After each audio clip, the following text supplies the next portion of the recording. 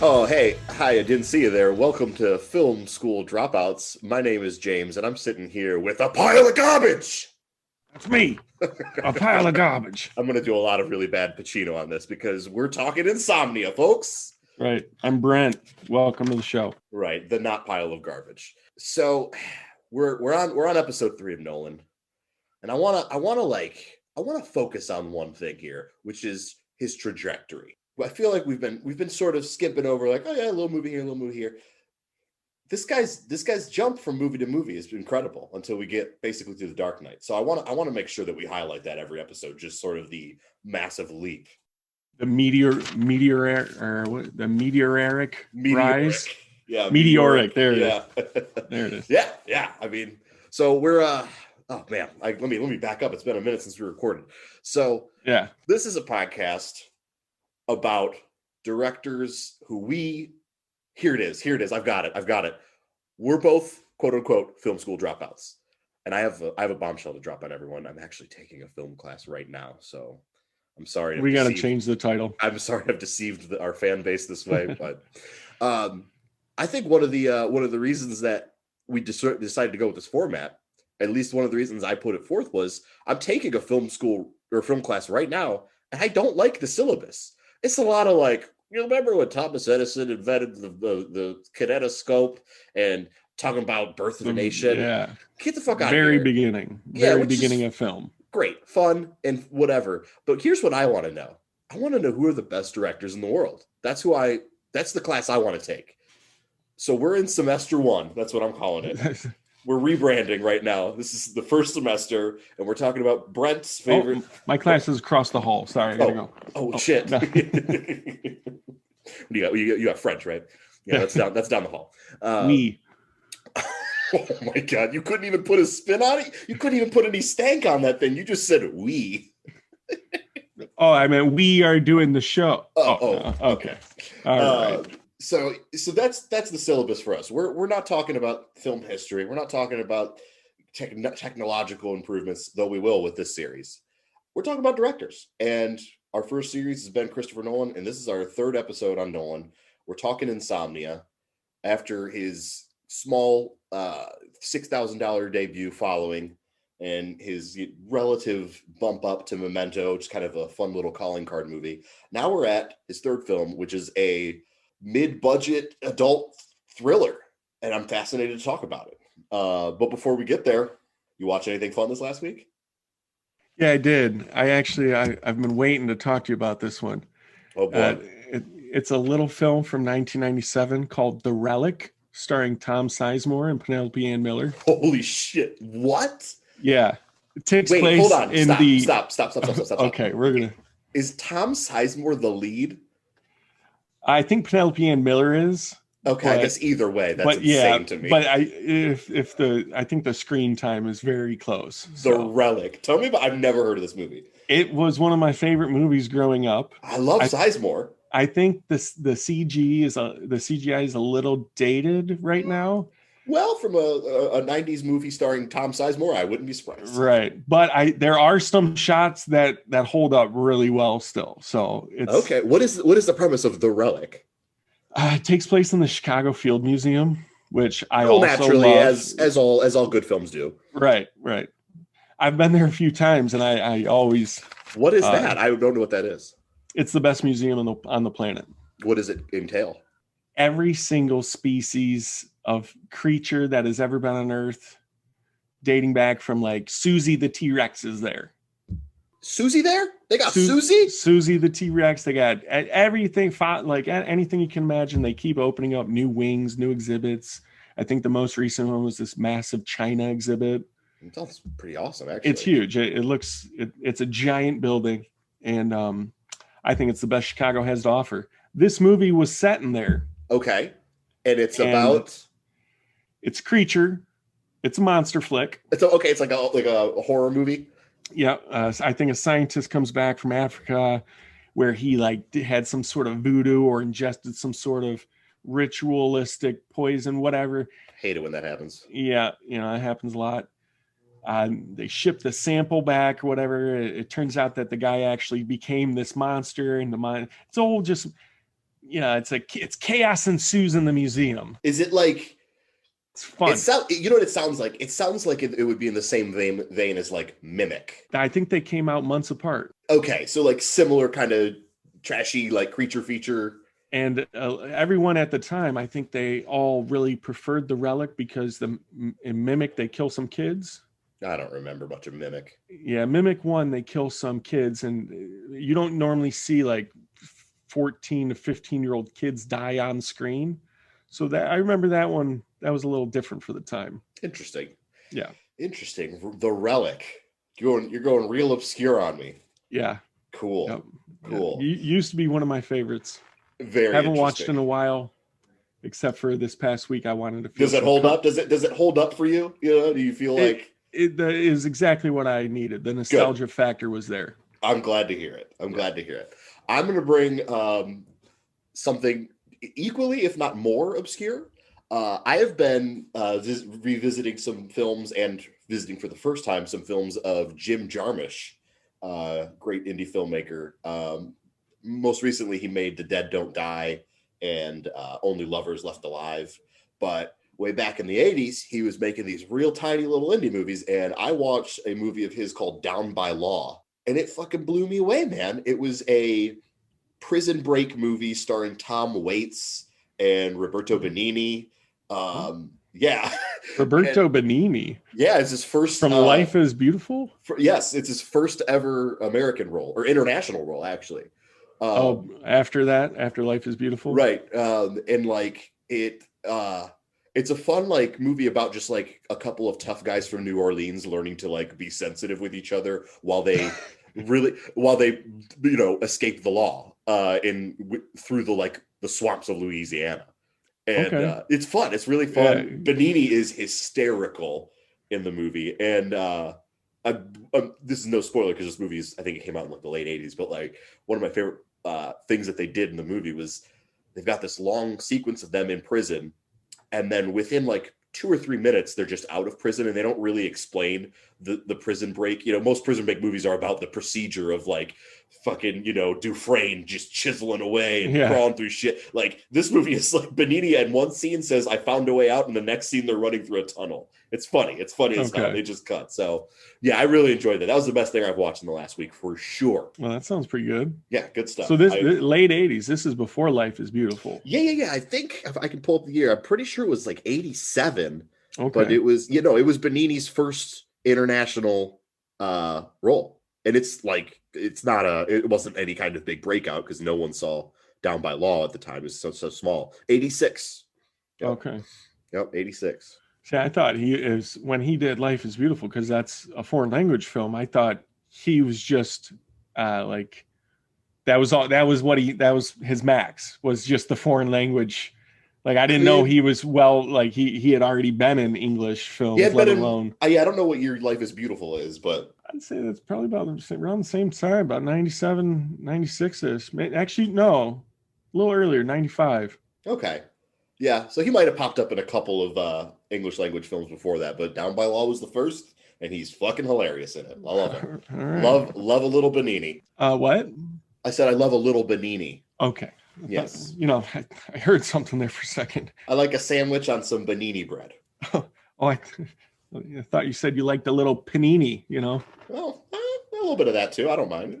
I wouldn't mind some panini. All right. My nickname in high school, Weenie Panini. The old Weenie Panini. It's really interesting. My nickname in high school was Roberto Benigni. I never meant to do it. It's like awareness. Life is so important. How could it be so fucking fragile? You'd see it right away. Wouldn't you? You're trying to impress me, Finch, because you got the wrong guy. Killing that girl made you feel special, but you're not. You're the same distorted, pathetic freak I've been dealing with for 30 years. You know how many of you I caught with your pants down? I never touched her like that. You wanted to. Now you wish you had. Best you could do it. Clip her nails. Now you're so different. You don't get it, do you, Finch? You're my job. You're what I'm paid to do. You're about as mysterious to me as a blocked toilet is to a fucking plumber. Reasons for doing what you did? Who gives a fuck? Okay, we're back. We're talking Insomnia, a movie that Brent said last episode was maybe his least favorite Nolan movie. So why don't we start with you? What is your history with Insomnia? Let me hold on. Let me stop you. The Great Insomnia. Oh, okay. Well, I remember when this came out. Okay. I remember renting it from Blockbuster. I just dated myself. Oh, so you didn't see this in theaters? No. Okay. No.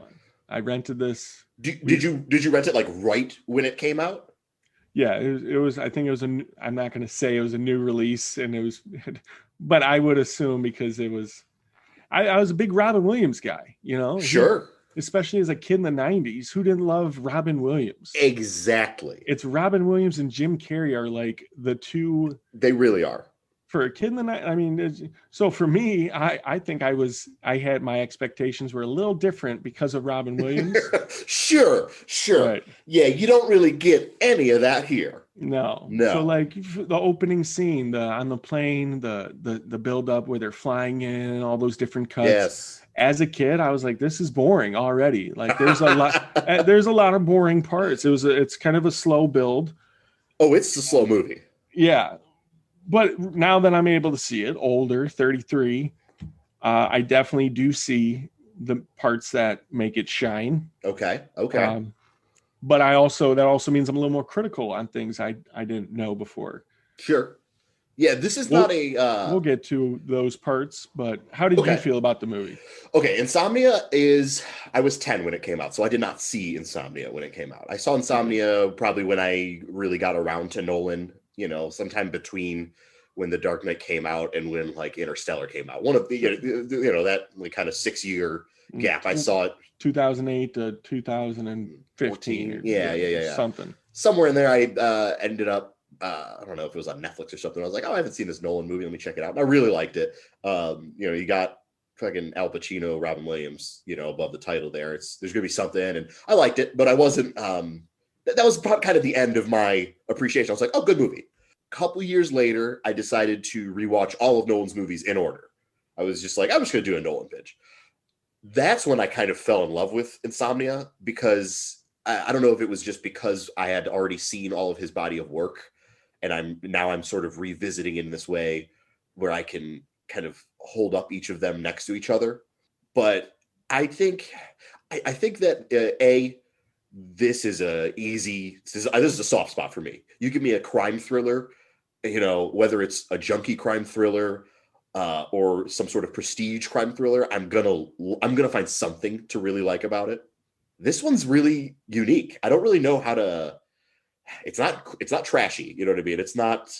It's film 3 of 3 for 100% unique projects. Yeah. Well, I'll stop you there because this is a remake. It's not super unique. It's a remake of a Norwegian film, which I did watch in preparation for the podcast, which we will talk about. But, now I feel unprepared. No. It's you didn't miss much. Good movie, really good movie. Did they keep the fog in the? Yeah, I mean, we could do this right now. The Norwegian film came out in '97, stars Stellan Skarsgård. I'm there. Yeah, he's real good in it. There's a couple of differences. The main differences between the movies, I think, is just Hollywoodization. The Norwegian one is so much more brutal and like cold and like unfeeling towards any of its characters. But the big difference, Stellan Skarsgård goes over there and he's got to solve this murder, right? He's kind of a fucking prick. Like this, the scene in this Insomnia where he drives the friend of the victim out to the garbage heap. Yeah. And she's flirting with him. Yeah. In the Norwegian one, he just finger bangs her in the car. And I was like, whoa, Europe, whoa. Like, what are you guys doing over there? But, it takes place in like northern Norway in the Arctic Circle over there. So it's the same premise. He can't sleep. He's feeling guilt for this thing he's done.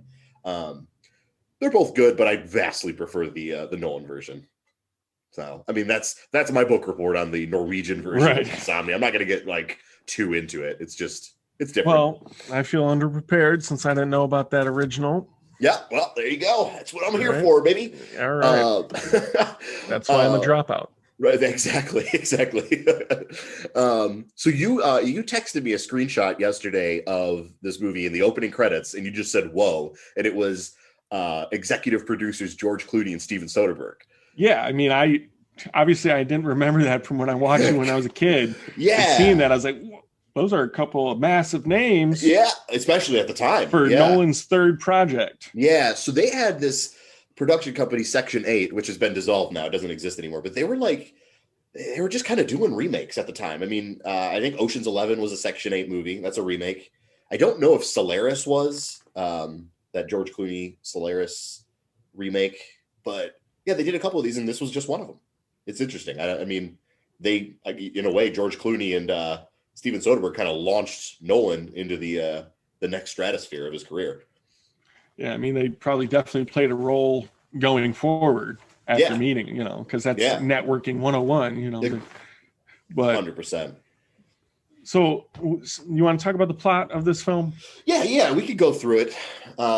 Super cop meets super fan right off the bat. Oh, yeah, baby. Yeah, so Pacino is an LA cop who is sent out to Alaska, to Night Mute, Alaska, to solve a murder. A young teenage girl has been murdered. One of the genius strokes of this movie. I think I'll just go on record now. I probably love this movie a lot more than you do. So I'll probably be using words like genius and perfect a lot because I love this thing.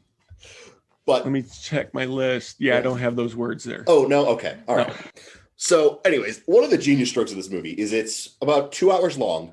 And within the first 30 minutes, you already know who the crime is solved. Within the first 30 minutes, the mystery is over with.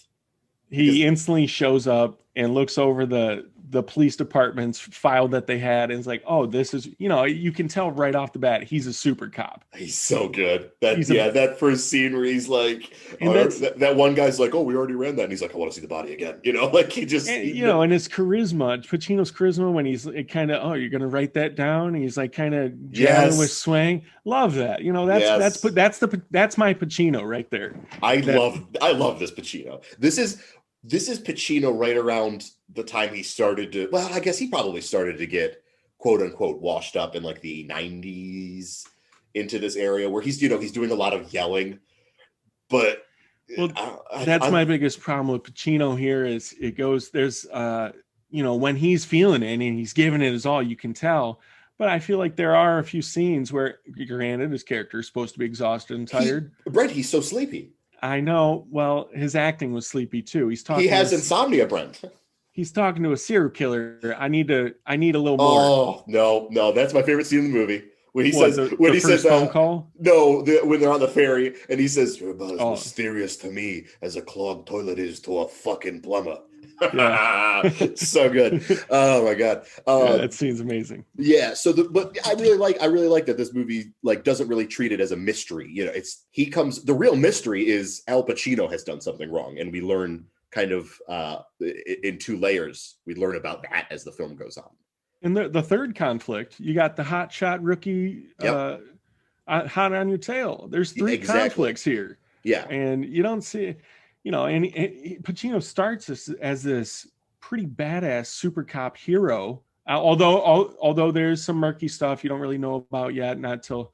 In typical Nolan fashion, he is giving you flashes of this bleeding cloth. You don't know what it means.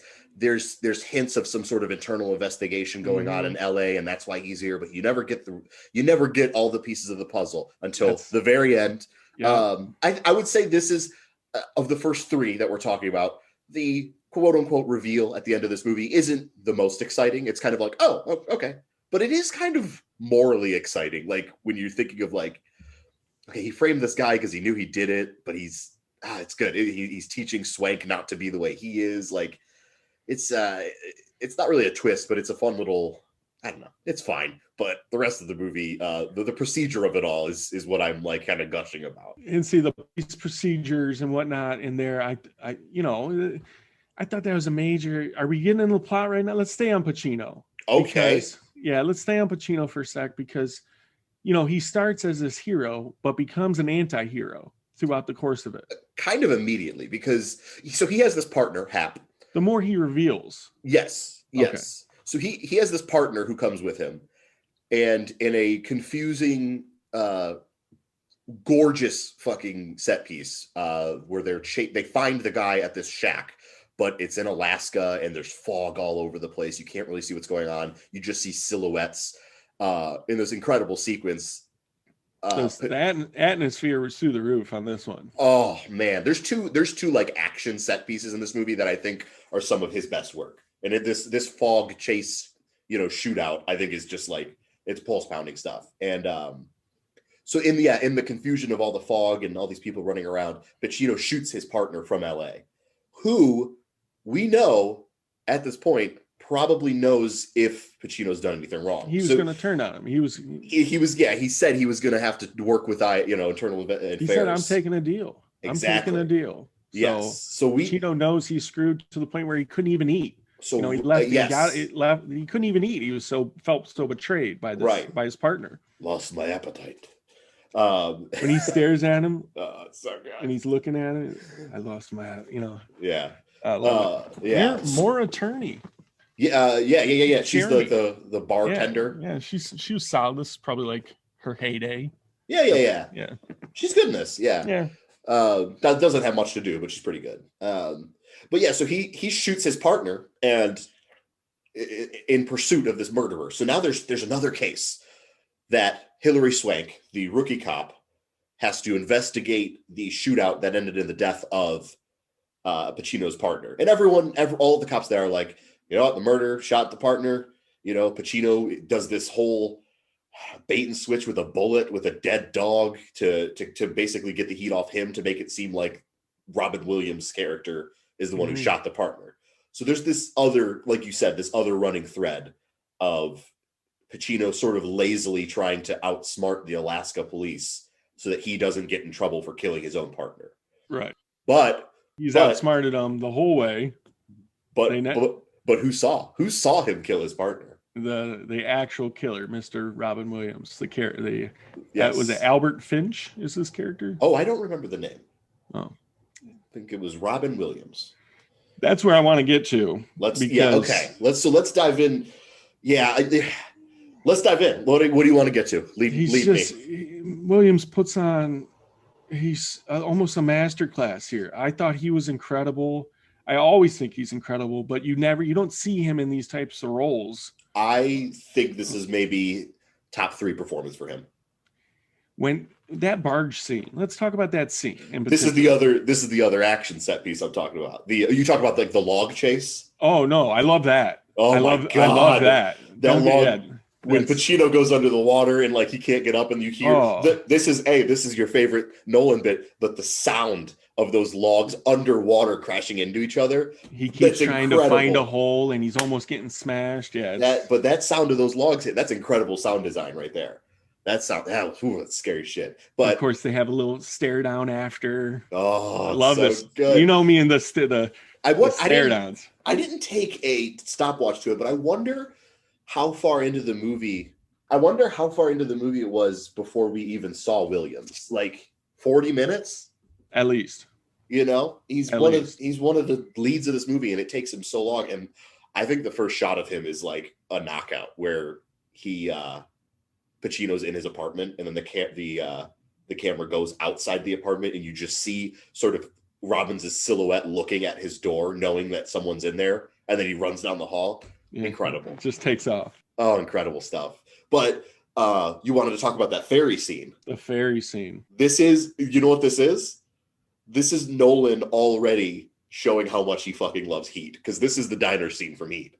Oh, okay. You know what I mean? This is the cat and mouse having a dinner with each other. This is different because Williams has this kind of cowardice. When the meeting starts, he's almost a little scared. He's almost like sniveling. He's cowardice. Yeah. And Pacino, like as he's been the whole movie, his character is this bravado-filled badass super cop.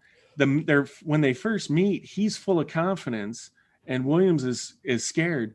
And throughout that whole thing, it shifts. To the point where Pacino he's actually working with a serial killer. Because he knows he's got the fucking dirt on him.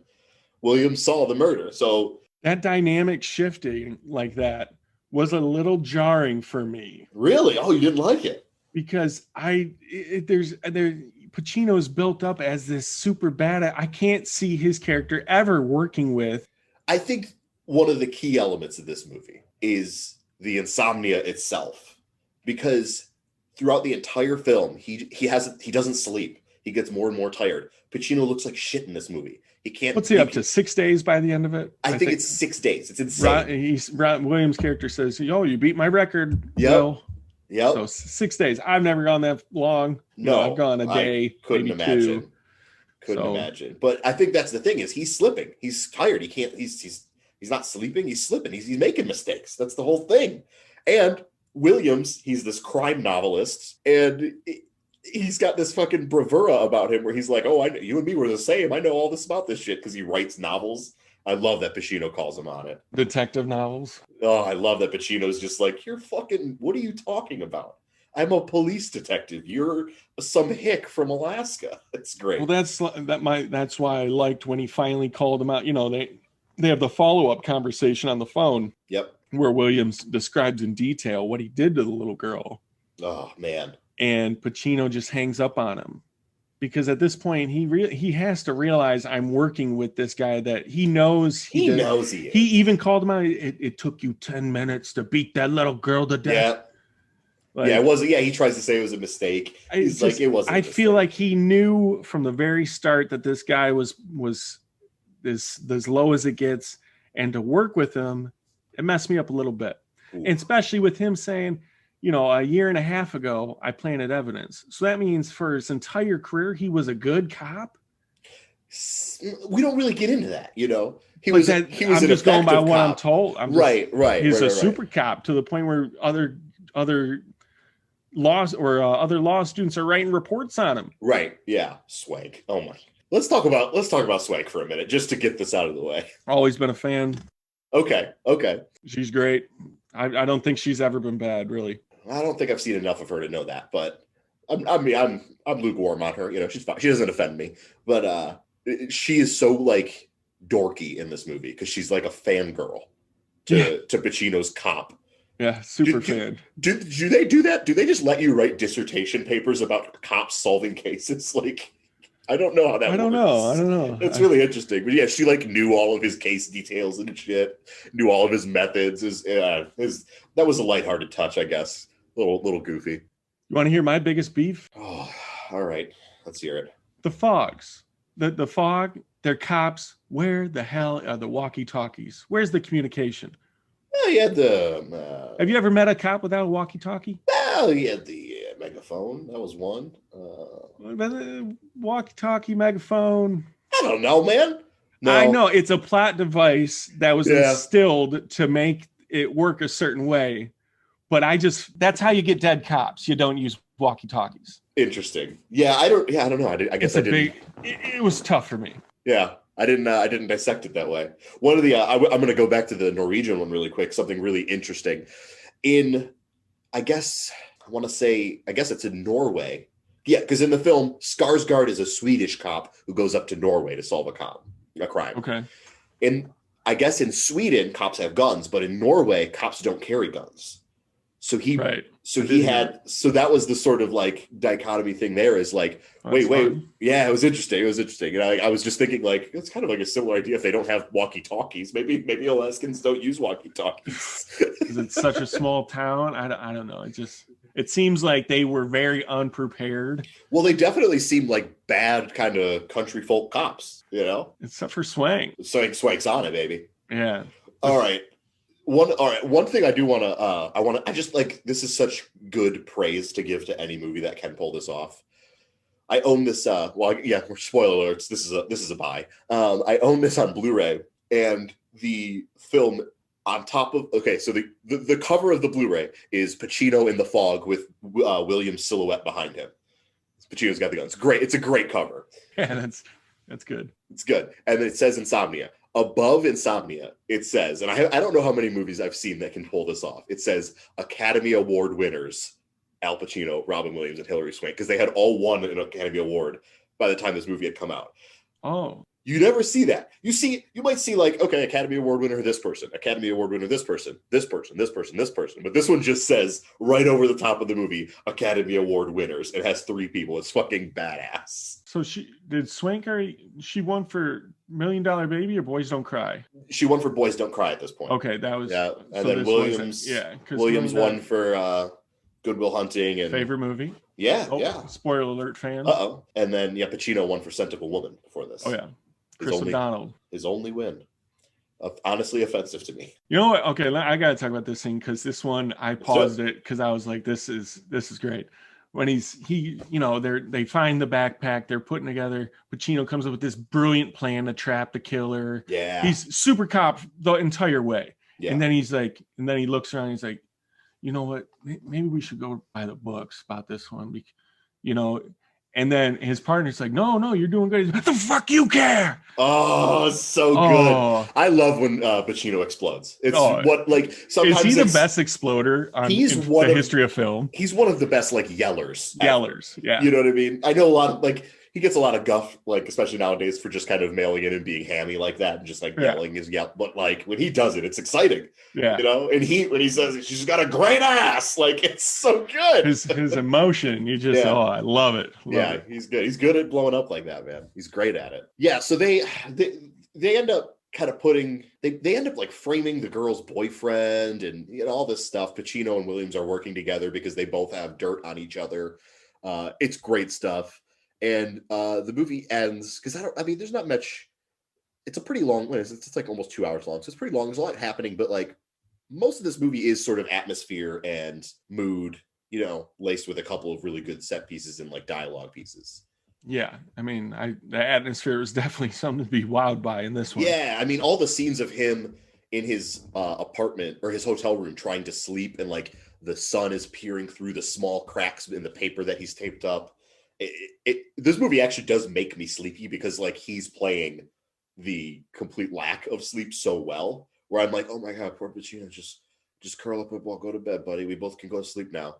Every time I watch this movie, it makes me so sleepy. But I think that's all the they even make his eye bags look like it. I know they do a good job, man, making him you feel the tiredness. He's usually got eye bags, but in this movie, he's got eye duffel bags. Another qualm. So apparently this whole city didn't use walkie-talkies or eye masks in a city that where's a little eye, you put it over, you go to sleep, you put an eye mask on. It should be in every corner table in every hotel room.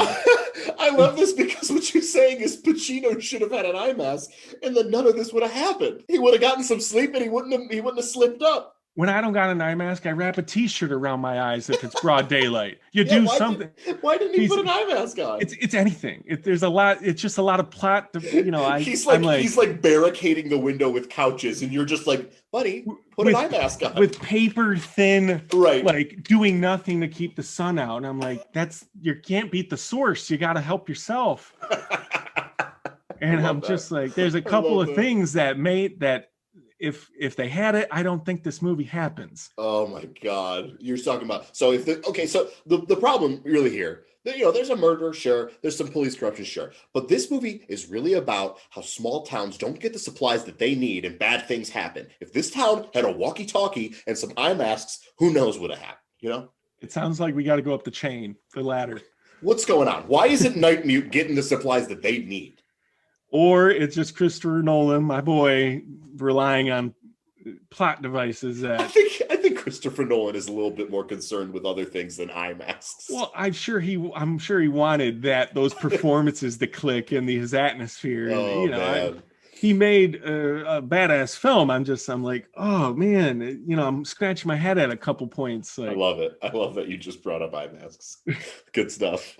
You'd think a town that the sun doesn't set would have those easily accessible for people. Well, when you go to check in your hotel room, they're like, oh, here's your eye mask with your room key. You're absolutely fucking right. I know. I get it. I would want an eye mask. That's for sure. That's a really good scene though. He only does it a couple times, but there's a couple of really good scenes where Nolan reminds you that it's always day without, shoving it down your throat. I'm thinking earlier in the movie where he gets there And he's like, well, let's go interrogate this boy. And they're Oh. like, let's go to his school. And they're like, it's 10 o'clock. He's like, okay. And they're like, at night, and it's like, oh, right. That's really smart. And then the scene where he's barricading up the door and Mortier comes in and she's like, oh, what's going on here? He's like, it's just so damn bright. And then she's like, no, it's dark in here. And she turns the light on and you're like, damn, it is dark in there. But it just seems so, because that sun's still creeping in. Yeah. Good. No, I actually like that. That was pretty smart. Oh man. That and the well, there's times when Pacino kills it, like he's talking to Hap's wife on the phone call. Oh, that scene is that is like a masterclass in Pacino doing the sleepy kind of quiet, subtle. Oh my goodness. Yeah, that was so simple. You hear me, Will Dormer? You don't arrest him. Oh my God. What does she say? Did he make it or something like that? And he just kind of says no really quietly. Like, did he suffer? Or was he in pain? Yeah, something like that. Right. And then Nolan uses that quick flash of him like bleeding and like pushing him away. Oh, it's so good. Yeah, no, that's such a good movie. When he's telling him, I wanted him to tell Hilary Swank at the very end, like, no, I didn't shoot him on purpose, but that's the insomnia, the fact that he wasn't even sure at that point. Right. I mean, that's great. Yeah. So let's talk about that final scene where there's a lot going on. I can't fully remember how it all plays out, but like Swank ends up going to Robin Williams' like cabin because he says he's going to give her some evidence or something like that. And he ends up like attacking her, and then Pacino realizes what's going to happen. So he goes to the cabin too. And there's this sort of final standoff where Robin Williams is in one cabin and Pacino and Swank are in the other, and they're shooting each other, and Pacino sneaks under the fucking, the crawl space and comes up behind him and gets just him. Doing super cop things. And then Williams pulls out the fucking little ankle gun. He says, wild card, Will, and shoots him. And then Pacino shoots him with a shot, like a rifle, right? A rifle. He shoots him with a rifle, and Williams falls into the water. And there's just this haunting image of Robin Williams' dead body, like slowly sinking into the water. It's one of the coolest death scenes that I can think of. I love that fucking shot of him just fading into the darkness as he like plunges deeper and deeper. So good. I love the shot right after that where it's Swank on. Was spoiler alert for everyone who's watching. Oh yeah, Robin Williams dies. Yeah, Pacino dies as well. Yes. But that shot of Pacino laying on the dock, he does die, right? Yeah, he dies. They don't really. I mean, I would say yeah, because the scene is he laying. Closes. That's like the movie 101. Well, they close their eyes. But the whole movie is about him not being able to sleep because of his guilt and because of the light. And then the final shot is her telling him, "I know you killed your partner. I'm going to hide the evidence." And he says, "No, you do the right thing." Yeah. And then he says, "I just want to go to sleep." And then he closes his eyes. So like maybe he dies from the gunshot wound, but also maybe he's just getting he's a little sleepy boy. I feel like people could die from 6 days no sleep without the bullet shot. Yeah, you're right. Yeah, he probably dies. Either way, the movie ends basically just on that exact note. On that dock, or that shot of him. Sleep. And it could have been Pacino laying on like that wooden step on with his neck, but the fact that they got that shot with that gorgeous background with Swank over him. Oh yeah, that I did like the atmosphere. Yeah, I think this is like one of his best looking movies, just like in terms of the sets and all of the helicopter shots. It's just this gorgeous nature movie on top of all the good crime stuff. It's good. It's good stuff. This is the first time he works with Wally Pfister, his cinematographer, who does I think pretty much every movie up until Interstellar. I think he does most of his movies up until Interstellar. But I mean, yeah, a great movie, a great looking movie. I love it very much. I think one thing to note about this movie is, aside from Dunkirk, I think this is one of the only movies in his filmography that isn't like about a twist or some sort of reveal. Yeah. This is just like an adult crime drama, and it's so shocking to realize that he made this in comparison to the rest of his movies. Yeah, I didn't think there was a big reveal. No, I mean the big reveal is that you find out that he planted evidence years ago to take down this one guy that he knew was bad. But that's not, the same as like Memento, where it's like, wait, he already killed the guy. Whoa, bro. Yeah, it's nothing like that. It's just such anyone could have made this movie, not the way that he did, not as good as he made it, I'm sure. But this is just, If this was made by, a lesser director, it would have been like The Recruit, just some like kind of, trashy, fun little crime movie, Yeah. But alas, it was made by Christopher Nolan, so it's fucking gorgeous, and I love it. We're partners now, Will. Oh man, a little peek behind the nerd curtain. I'm a big Dungeons and Dragons fan. But I'm not a fan. What am I talking about? You're a fan. You like to watch other people play. Yeah, I'm a real big fan. No, I play a lot of Dungeons and Dragons. What am I talking about? Have for years. One of my, if not my favorite character that I've ever played, I made a rogue detective named Vincent Dormer, and I just do Pacino the whole time. the whole game while we're playing. I'm like, we gotta go get these goblins. The whole fucking game. She's got a fat ass or a huge ass. What does he say? She's got a great ass. You got your head all the way up it. Oh man, yeah. So I mean, that kind of brings us to the end of the plot. I do want to say that I love that Williams snuck a joke in. Which joke? He's calling him. Pacino's at his apartment. He's like, there's no one else. The fact that he calls him out for knowing he was going to go back to his apartment was great in itself. But he ends the call with, hey, while you're there, can you feed the dogs? Got him. Got his ass. Boom. I was like, that's great. It's good shit. Like that's still like he still slips in some real Williams. Yeah, that's good. Yeah, this is great. I think this is one of my favorite Williams performances because, like, famously, he's a comedian. Obviously, we all know Robin Williams, great comedian, done a lot of great voice acting work, and kind of near the end of not like end of his career, but like the final phase of his career, he starts doing some more dramatic work. He does like What Dreams May Come, Good Will Hunting, obviously wins him an Oscar, and then I don't know if 1 Hour Photo was the year like before this or something. They were right around. Yeah. But what I love about this performance, and I like him in 1 Hour Photo, but this is so much like 1 Hour Photo. He's playing like a fucking creep. Like he's terrifying looking. He's got like a bald head. He's pale as a ghost. He's playing a fucking weirdo. Mm-hmm. And he's scary in it. This movie, he's kind of just playing like a guy, and it's a really simple like character that he brings this weird unease to. I think it's like much more subtle than you would expect him, because even in like Good Will Hunting, he's still doing a lot. He's perfect in that movie, but he's still, he's loud and all this stuff. In this movie, he's very like run of the mill, just a guy, and I think he pulls it off like with aplomb. He's really good in it. I keep going back to that their first meeting on the ferry. I was blown. He's like sniveling almost. He's like kind of reserved and like taken back. He's like, and he's delivering his lines like with uncertainty because he doesn't know if Pacino's character, this super cop, will even accept his story. Right. So he says he's delivering all his lines with like this cowardice, sniveling, like uncertainty, and it's so good. It's so good. He's so fucking good. God, I miss him. Oh yeah. Anyways, all right. Well, do we have anything else that we need to cover with this movie? Any final thoughts on this movie?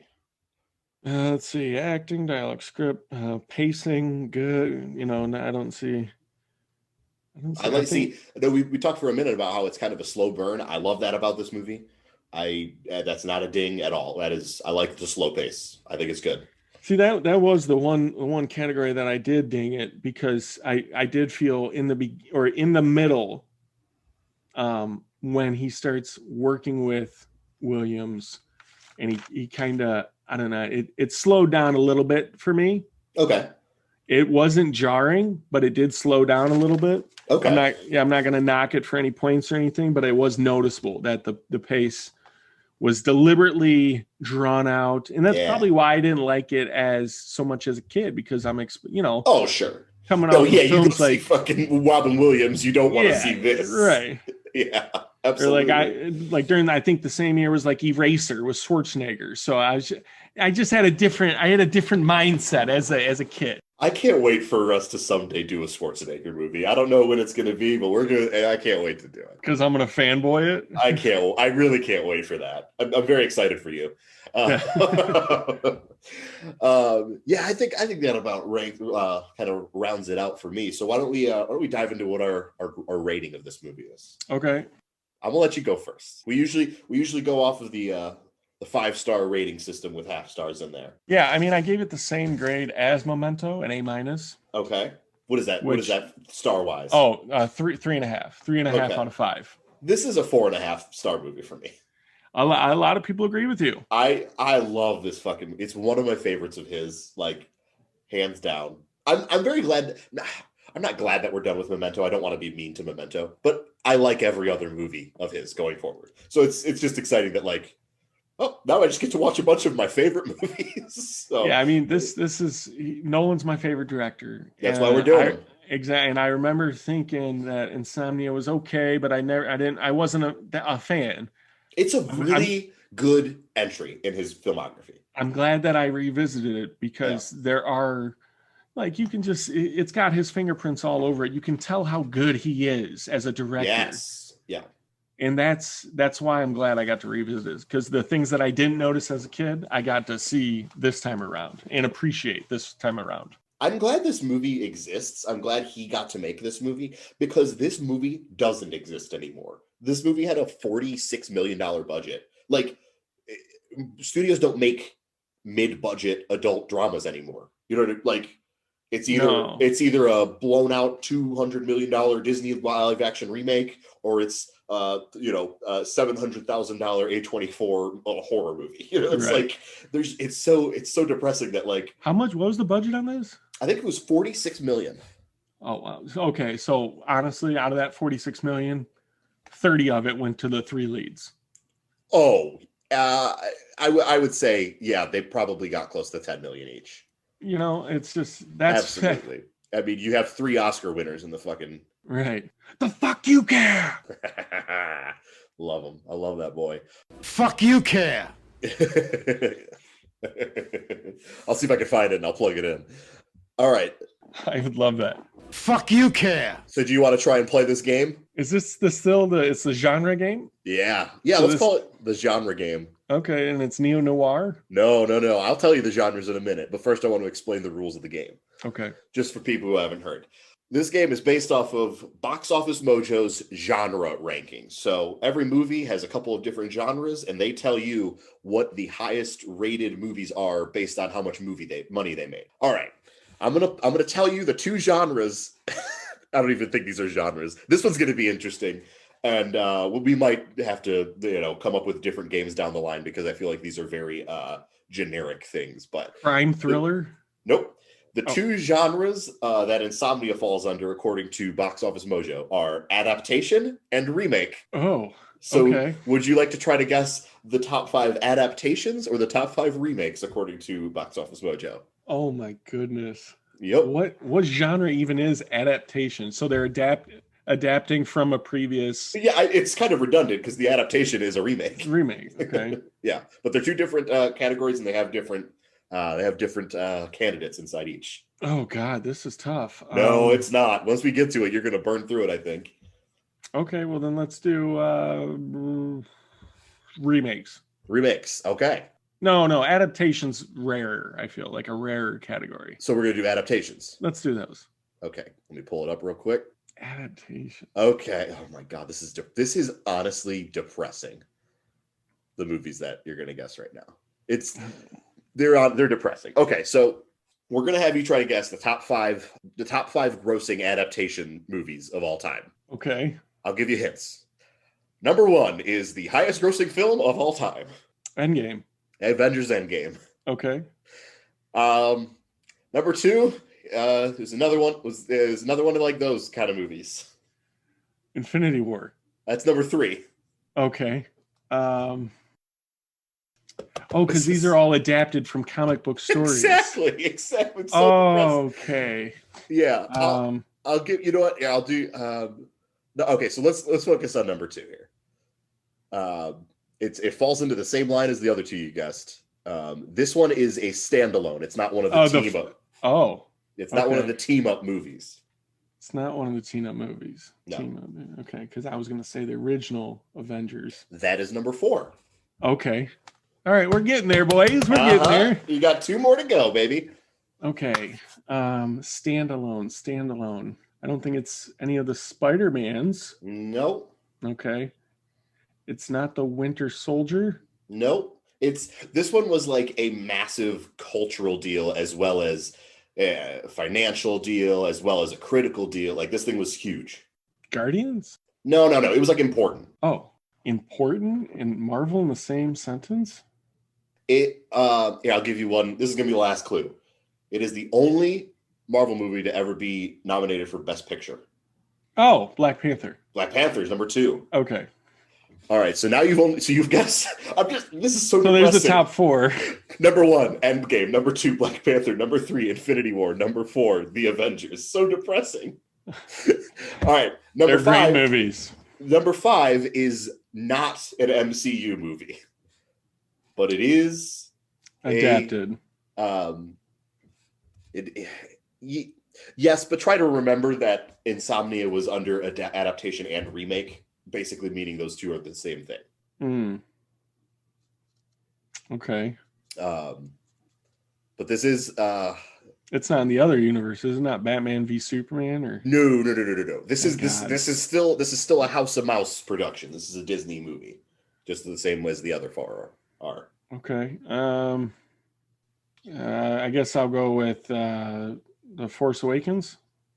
Oh no, that's a good No, because that's technically it's original. It's not adapted. Right. That's fooled original. JJ fooled me because I thought it was The New Hope over again. I thought we got the real zingers here. I make fun of it, and that's the best of the new trilogy. I absolutely love that movie. Okay, so this is another Disney movie.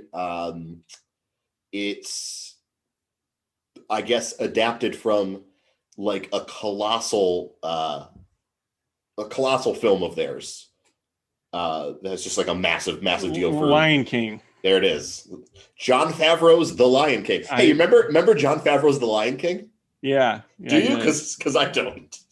Yeah, I didn't like it. I didn't see it. I watched it. No bueno? No, I didn't. No, it looked. No, crazy. it's just this is my thing. I know you like to see twists on it. It's No, almost... I don't. I'm sorry. I don't want to see anything. The original one is good. They made it already. It has all this beautiful color. It's really good looking. I don't want to see the grim imitation of life with no color. Like, if everyone's like, oh, it's photorealistic. Have you seen a warthog? They're horrifying to look at. I don't want to see a talking warthog. Yeah, I mean, it was pretty much just frame for frame recreation. Wasn't it like 2 hours and 20 minutes long? Like, get out of my face. I have no interest. When it's the first one was perfect. It's a perfect movie, right? I mean, like, why do it? Well, I hated the live action Aladdin even more. Oh, I didn't see that either. Don't I think ever. The only live action remake I've seen of all these movies is The Jungle Book, which was fine. I didn't see Tim Burton's Dumbo. I want to see that. Oh, I take it back. Dumbo is good. Dumbo good. That cast is insane. Michael Keaton? Yeah, no, Michael Keaton. Colin Farrell showed up and he was like, I'm going to play the most haunted character I've ever done. Like, oh my God. No, Dumbo's good. We might talk about it someday, but it is good. I didn't watch Dumbo. I want to see it. I'll say I like Dumbo a lot because it isn't a shot-for-shot remake at all, because Dumbo is a 60-minute animated movie about a cute elephant, and Tim Burton actually showed up and was like, I think I have an idea for this one. And I'm like, you haven't done that in years. It's going to be an elephant, but he's got knives for fingers. Oh my God. No, it's a very Burton movie, but no. All right. Well, I mean, yeah, you kind of, that one was pretty easy. I don't know if we're ever going to come across that category again. I'm sure we will. And we'll pull a mulligan and do some weird shit instead down the line. Yeah. There's a lot of genres on that website, so we can just. There's a lot. Yeah. We'll probably eventually get to the point where we just pick one at random and. Yeah. Maybe we'll be like, genre for this year, top 5 type thing. Oh, that'd be good. Yeah. There's a way we can expand it. Oh, for sure. Easily. All right. Well, winding things down, one of our last little segments here is, what are you looking forward to? We talked about what we've seen this week that we liked. What are you looking forward to? Robin Wright's directorial debut, Land. I don't know anything about this. I actually didn't know it existed. Well, see, I follow Jamie Lee Curtis because she's just a badass to me. I love Jamie. And she's been pushing it hard on her feed because Robin Wright's a good friend. And Damien Burcher. Yeah, that's Damien Burcher or something. Regardless. Fuck you care. Yes. Yeah, it's I guess it's about this wife. She's been through something traumatic, and it's about finding her humanity again. And like, it's supposed to, it looks deep. It looks moving. And this is Robin Wright directing for the first starring. time? And starring. She's in it. I do love and Robin and that's what did it for me. Double win, right? I was already going to support her directorial debut because I think she's badass. She's great. But the fact that she's the lead in it also made me be like, that's exciting. Yeah, she's got some chops on her. So hell yeah, dude. Hell yeah. Anything for you coming up? Absolutely. I'm also going to stick in the vein of things that are coming out new. I'm not going to tell you I'm really excited to watch fucking The Great Dictator. So this movie actually just dropped yesterday or the day before, something like that. So I got to make sure I watch it like today or tomorrow. So I'm caught up with the fucking discourse. Judas and the Black Messiah on HBO Max, the new Daniel Kaluuya, Lakeith Stanfield movie about Fred Hampton and the Black Panthers and FBI killing Fred Hampton. I'm all about Black Panther movies. There's not enough of them. There's not enough history about that group. And as soon as you see Daniel Kaluuya, like that's a wrap for me. He's incredible. He's one of the most exciting actors working today. Anytime he's in something, I'm like, wait, I gotta see this. I gotta know what this guy's doing. See, that's how I felt about Boseman. And Oh, absolutely. Yeah. Rest in peace. Absolutely. Yeah. But no, Daniel, ever since I saw him on Black Mirror. That Black Mirror episode is incredible. He's so good. He's so good. And obviously Get Out and Widows, creepy widows. He's so good. So that's what I'm going to watch this week. Judas and the Black Messiah. Keep making sure I'm caught up on all the Oscar stuff. Who knows what that's going to look like this year? I guess he's getting early buzz. I'm not surprised. Was it March 15th they're releasing the nominations, I think? Maybe, I think that sounds right, because I think the ceremony is like early April or something like that. So yeah. So late. Anyway, that's very late. Yeah, that's it. That's it for us this week. Oh my God. Putting a bow on Insomnia. Yeah, we're going to go to sleep now. It's time for me to get some rest. Brent, next week, next episode, whatever. Batman Begins. Yeah, so we're beginning it, huh? We're there, baby. Wow. I kind of want to go watch it right now. I might. I can't wait. Yeah. Oh, shit. All right. Well, until next time, I'm James. I'm Brent. All right. Thanks for listening. See ya. Thank you.